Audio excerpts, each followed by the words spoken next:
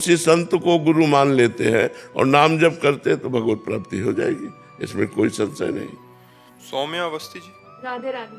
राधे राधे महाराज जी। महाराज जी, कभी कभी एक सच्चा भक्त ईर्ष्या के जाल में फंस जाता है, ये जानते हुए कि ये उसके लिए अच्छा नहीं है। इस समय भक्त की भावना कैसे बदले और कैसे? सामने वाले में भगवान का दर्शन करके प्रणाम करो, करके देखना आप। जब मिले तब सामने वाले में भगवान का दर्शन करके प्रणाम करे, ईर्ष्या नष्ट हो जाएगी। या आपकी उससे है या उससे आपकी, दोनों की नष्ट हो जाएगी ईर्ष्या। तो हमारी अगर ईर्ष्या है तो हम उनके चरणों में प्रणाम करें जिनके प्रति ईर्ष्या है, भगवत भाव करके। या उनकी ईर्ष्या है तो भी हम भगवत भाव कर ले, तो एक दिन दोनों की ईर्ष्या नष्ट हो जाएगी और हमारे हृदय में आनंद छा जाएगा। जब तक भगवत भाव नहीं किया जाता तब तक ईर्ष्या मिटाई नहीं जा सकती। वो लाख गणित करो, वो अंदर जलन बैठ जाएगी। कंचन तजना सहज है, सहज तिया का ने, मान बढ़ाई ईर्ष्या दुर्लभ तजनाए। ये कठिन विषय है, भगवत भाव के द्वारा ही त्याग होता है। मत्सरता, मेरे से आगे निकला जा रहा है, या ईर्ष्या, ये बहुत कठिन है त्यागना। ये भगवत भाव से त्यागी जा सकती है। पार्थ जी मुंबई से। राधे राधे महाराज जी। महाराज जी, जीवन में कई बार कुछ खोकर ही कुछ पाने का अनुभव होता है। एक और कृपा और प्रशंसा होती है तो दूसरी ओर उलझन और असंतुलन बनता है। ऐसे समय में जब मन को भविष्य की चिंता और संबंधों में कठिनाई महसूस हो, तब भक्ति को कैसे स्थिर और निर्मल रखना? नाम जप।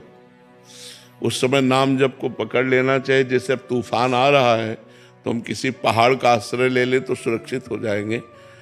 तो तूफान माया का है, बहुत बड़ा तूफान है। कभी कभी ऐसी घटनाएं होती हैं, ऐसी परिस्थितियां आ जाती हैं कि केवल एक ही रास्ता दिखाई देता है। जब ऐसी स्थिति आवे उस समय भगवान का आश्रय लो और नाम जप करो। देखो तूफान ऐसे ऐसे उड़ जाएगा और आप बिल्कुल बच जाएंगे। भगवान बचाते हैं। हरि स्मृति सर्व विपद विमोक्षणा। भगवान का स्मरण तुरंत विपत्तियों का नाश करता है। तो जहां विपत्ति में फंसे, जहां ऐसा लगे अब मेरा माइंड काम नहीं कर रहा, उस समय विशेष भगवान का नाम स्मरण करे। भगवान से जुड़े, संसार का सहयोग न ले, संसार के किसी व्यक्ति से फोन करके सहयोग न ले कि आप हमें थोड़ी समस्या का समाधान, वो और फंसा देगा। भगवान से सहयोग ले, एकदम एकांत हो जाए और हृदय से भगवान को पुकारे, भगवान का स्मरण करे, नाथ अब मुझे रास्ता दीजिए। ऐसी परिस्थितियां फंसती है जिसमें व्यक्ति तो सहयोग कर ही नहीं सकता। अगर किसी व्यक्ति के सहयोग की सोची जाए तो और बिगाड़ देगा, वो संभाल नहीं पाएगा, वो हमारी समस्या को नहीं समझ पाएगा। वो समस्या केवल हरि से ही निपटेगी। इसलिए भगवान से प्रार्थना करना चाहिए, उस समय नाम जप बढ़ाना चाहिए और विश्वास करना चाहिए, धैर्य रखना चाहिए कि हमारी विपत्ति का नाश भगवान करेंगे। हरि स्मृति सर्व विपद विमोक्षणात्। ये हम तुम्हें बिल्कुल पक्की बात कह रहे हैं। भगवान के सिवा कोई नहीं, सब असमर्थ नजर आते हैं। ये हमको हमारा शोषण कर सकता, पोषण नहीं कर सकता। इसलिए एक ही केवल सहयोगी होते हैं, भगवान, और हम उनका आश्रय लें और उनको भजें। उस समय तभी हमारा मंगल होगा। महाराज जी, अगर फिर भी विपत्ति दूर नहीं हो रही तो वो भी उसी को करते रहो। समय लग जाएगा, हो जाएगा, विश्वास करो। समय लग सकता है लेकिन वो कार्य हो जाएगा।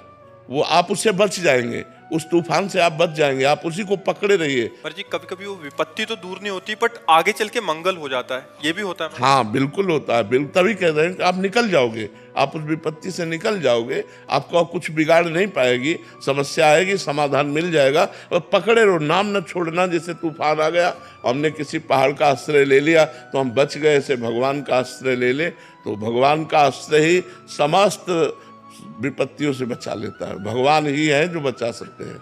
यद्यपि अलग अलग विभागों की अलग अलग विपत्तियां, जैसे एक विद्यार्थी है महाराज जी, वो किसी एग्जाम की तैयारी कर रहा है तो 3-4 बार में फेल हो गया। घर से मतलब विपत्ति आ रही है, मानसिक विपत्ति आ रही है, परीक्षा में पास हो नहीं पा रहा। तो अगर वो पास नहीं होता तो ये विपत्ति का समाधान तो नहीं हुआ, बट आगे चल के उसको कहीं अन्यत्र और अच्छा नहीं। अगर वो एक बार फेल हुआ और वो विचार करे कि मैं फेल क्यों हुआ हूं, एक चैप्टर है वो आपको पढ़ाया गया है और उसी पढ़ाए गए चैप्टर से प्रश्न हुआ है, तो आप कोई नशा करते हो, आप कोई गंदी बात करते हो, आप अपने चिंतन को कहीं बांट रहे हो, आप हटाओ ये। और अपने चिंतन को एकाग्रता पूर्वक लगाइए और भगवान का नाम जप कीजिए और ना पास हो जाए तो आप हमें बताओ। भाई अगर पढ़ाई में हम फेल होते हैं तो हमको ये समझना कि 10 क्लास में अगर हम पढ़ रहे हैं तो 11वें क्लास का प्रश्न नहीं आएगा, 10वीं क्लास का प्रश्न आएगा और टीचर उस विषय को हमको पढ़ाते हैं। तो उस समय हमारा दिमाग कहाँ गया, उस चैप्टर को हमने क्यों तैयार नहीं किया? इसका मतलब हमारा दिमाग बटा हुआ है मनोरंजन में, कहीं गर्लफ्रेंड बॉयफ्रेंड, कहीं व्यसन, कहीं ऐसी जगह बटा हुआ है जो हम अपने विषय से दूर होते चले जा रहे हैं पढ़ाई से। तो हमें चाहिए, इसीलिए हम कहते हैं कि ये बड़ी तपस्या का समय होता है। जो विद्याध्ययन समय है, विद्यार्थी का एक तपस्वी जीवन होता है। अगर वो अपनी एकाग्रता को नहीं समेट रहा है और वो इधर उधर फैला रहा मनोरंजन में, तो फेल तो हो ही जाएगा।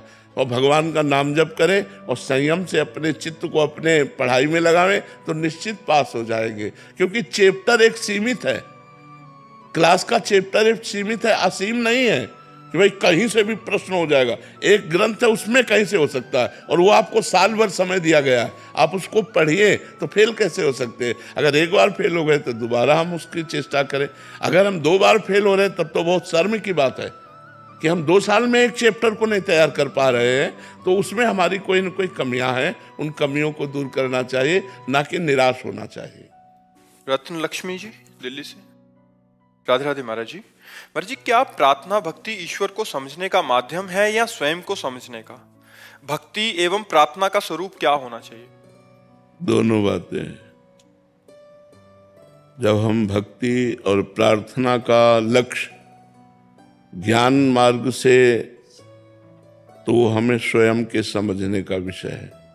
स्वयं हमारा जो स्वरूप है वो ब्रह्म स्वरूप है, आत्म स्वरूप है, परमात्मा स्वरूप है। और जब हम भगवान को समझने के लिए प्रार्थना और भक्ति करते हैं तो वही प्रेम का स्वरूप हो जाता है। ज्ञान और प्रेम दोनों से अपने और अपने आत्म स्वरूप भगवान, इनको समझा जाता है। तो साधक का लक्ष्य क्या है ये बताएगा। अगर वो द्वैत भाव से भगवान की भक्ति करता है तो भगवान में तन्मय होकर वो एक स्थिति को प्राप्त हो जाएगा। ब्रह्म नहीं, माया नहीं, नहीं जीव नहीं काल, अपनी हूँ शुद्धि ना रही, एक रहो नंदलाल, भगवदाकार वृत्ति। यदि वो अपने स्वरूप को समझने के लिए भगवान की भक्ति करता है तो मम दर्शन फल परम अनूपा, जीव पाओ निज सहज स्वरूपा, वो अपने सहज आनंद स्वरूप आत्म स्वरूप का बोध प्राप्त कर लेगा।